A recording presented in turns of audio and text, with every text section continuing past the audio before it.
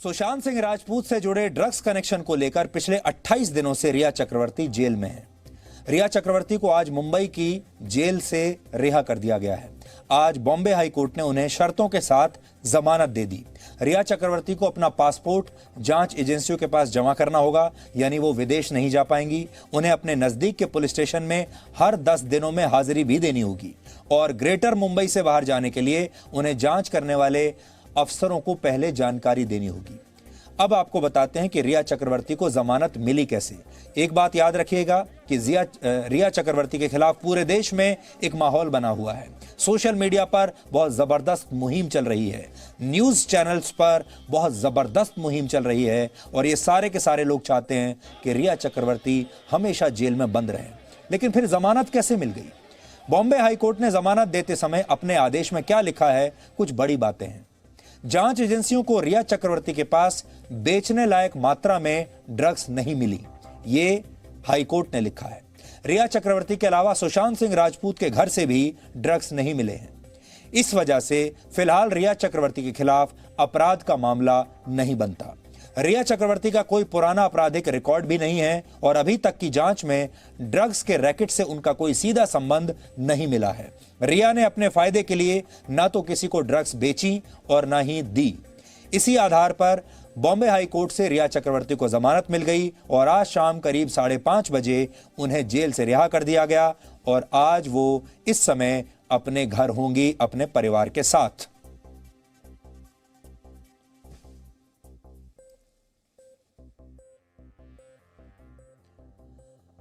तो अब बड़ी बात यह है कि रिया चक्रवर्ती को तो जमानत मिल गई। अब इसके बाद इस पूरे मामले में क्या होगा? अब आप अगर इस पर पूरा नजर डालें तो 4 महीने से दिन और रात आप लगातार सुशांत सिंह राजपूत के बारे में खबरें पढ़ रहे हैं, सुन रहे हैं और आपने ये भी देखा होगा कि पिछले 4 महीनों में हमारे देश के न्यूज चैनल्स ने इसके अलावा आपको और कुछ दिखाया नहीं। पहले कहा सुशांत सिंह राजपूत नेपोटिज्म के शिकार हुए हैं, यानी मुंबई के बड़े बड़े प्रोड्यूसर्स ने ही मिलकर उन्हें आत्महत्या करने पर मजबूर कर दिया। फिर रिया चक्रवर्ती का नाम आया, उसके बाद ड्रग्स का स्कैंडल आ गया और लगातार आरोप लगते जा रहे हैं। सोशल मीडिया में एक भी दिन ऐसा नहीं हुआ जब सुशांत सिंह राजपूत ट्रेंड ना कर रहे हों। इसलिए पूरे देश को यह लगा कि ये सबसे बड़ी खबर है, इससे बड़ी खबर 2020 की कोई और हो नहीं सकती और हमारे देश का जो मीडिया है उसे भी यही लगा कि ये 2020 की सबसे बड़ी खबर है। कोरोना वायरस से भी बड़ी खबर है सुशांत सिंह राजपूत। चाइना, हमारे देश में चाइना की जो सेना है वो घुस आई, उससे भी बड़ी खबर है सुशांत सिंह राजपूत। और बाद में धीरे धीरे धीरे ये आत्महत्या हत्या में बदल गई और मांग ये उठने लगी कि ये हत्या हुई है, ये मर्डर हुआ है और ये मर्डर किसने किया है? या तो ये किसी नेता ने किया है, इसमें शिवसेना का नाम भी आने लगा, इसमें रिया चक्रवर्ती का नाम भी आने लगा, मुंबई के बड़े प्रोड्यूसर्स का नाम भी आने लगा, बहुत लोगों के नाम इसमें शामिल हो गए। लेकिन अब एम्स का जो बोर्ड है, मेडिकल बोर्ड, उसने ये कह दिया कि हमें इसमें हत्या की कोई संभावना दिखाई नहीं दे रही, ये सारी जांच के बाद आत्महत्या ही लगती है और सीबीआई भी अभी तक किसी नतीजे पर नहीं पहुंची है। तो अब बड़ी बात यह है कि 4 महीने से आपको जो कुछ बताया जा रहा है, जो ट्रेंड आप लगातार देख रहे हैं, जिन लोगों ने इंसाफ दिलाने की कसम खा ली थी, अब वो सारे लोग क्या करेंगे? इसलिए आज दर्शकों के लिए बहुत जरूरी है कि वो वापस उन कहानियों को और उन खबरों को रिविजिट करें, दोबारा उन्हें याद करें। आपको आज शाहीन बाग दोबारा याद करना चाहिए। शाहीन बाग के बारे में आपसे क्या कहा गया था? नए नागरिकता कानून के बारे में आपसे क्या कहा गया था? दिल्ली में हुए दंगों के बारे में आपसे क्या कहा गया था? आपके देश के मीडिया ने आपको क्या बताया था? फिर आपको याद करना चाहिए सुशांत सिंह राजपूत को लेकर लगातार इतने महीने तक आपसे क्या कहा गया और क्या निकला। फिर आपको याद करना चाहिए कि हाथरस मामले में पिछले 10 दिन से आपको क्या बताया जा रहा है और फिर उसको लेकर क्या निकला। इन सारी खबरों में एक समानता है और वो समानता है टीआरपी की रेस। मीडिया के एक वर्ग ने इन सभी मामलों में अपने एजेंडे की मिलावट करके एक खास पक्ष को फायदा पहुंचाने की कोशिश की और अपने हिसाब से उन्होंने एक कहानी पहले से ही बुन ली। शाहीन बाग को लेकर भी पहले ही कहानी की स्क्रिप्ट लिख ली गई, चाहे सच्चाई कुछ भी हो। सुशांत सिंह राजपूत को लेकर भी पहले ही स्क्रिप्ट लिख ली गई, कहानी लिख ली गई, जांच में क्या निकलेगा ये पहले ही पता चल गया और उसी के हिसाब से देश का मीडिया चलता रहा। और यही हाथरस में भी हुआ। पहले दिन से ही यह स्क्रिप्ट लिख ली गई थी कि यह गैंगरेप हुआ है, 4 लड़कों ने मिलकर किया है, जीभ काट ली गई है, रीढ़ की हड्डी तोड़ दी गई है, आंखें निकाल ली गई हैं और ये एक दूसरा निर्भया कांड है। पहले दिन से यह बात मान ली गई थी और किसी ने भी जांच का इंतजार ही नहीं किया और होड़ लग गई सारे चैनलों में आपको पहले आपके सामने आने की और आपको यह बताने की कि इंसाफ के सबसे बड़े मसीहा वही है।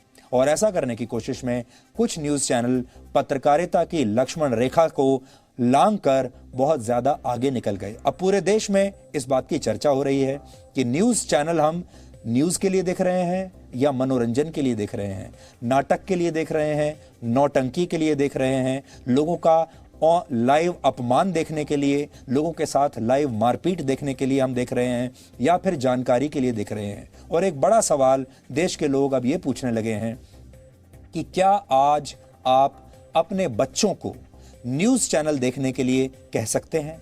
क्या आप अपने बच्चों को ये कहेंगे कभी कि ज्यादा जानकारी के लिए आप न्यूज चैनल देखिए? ज्यादातर माँ बाप का कहना है कि अब वो अपने बच्चों को न्यूज चैनल नहीं देखने देते।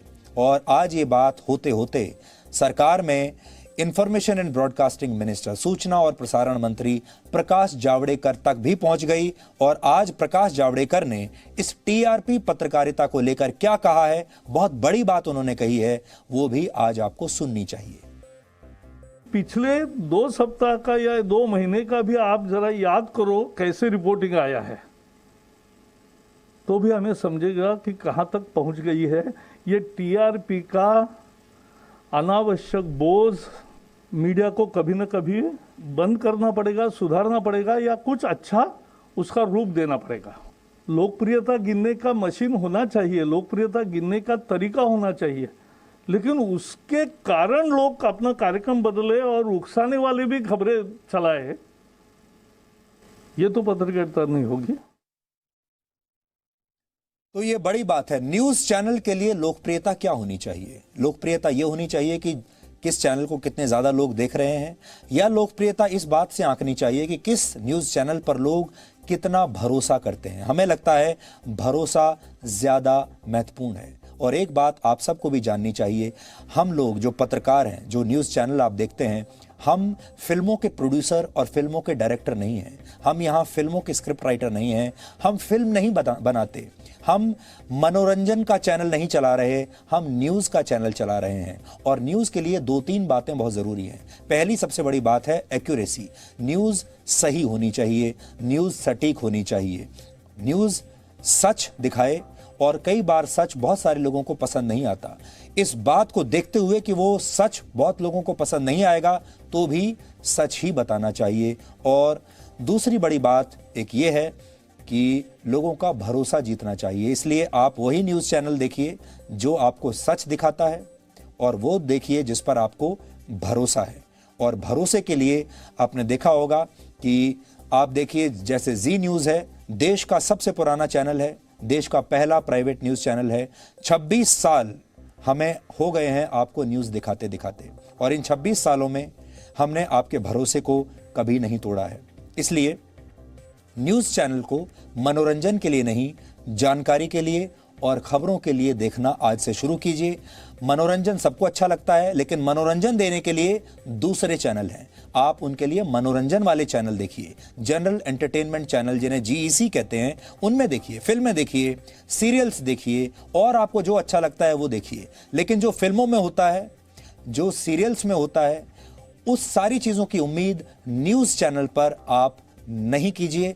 जब आप अपनी इन आदतों को लेकर बिल्कुल स्पष्ट हो जाएंगे, तो उसके बाद न्यूज़ चैनल्स में भी ये सफाई होने लगेगी।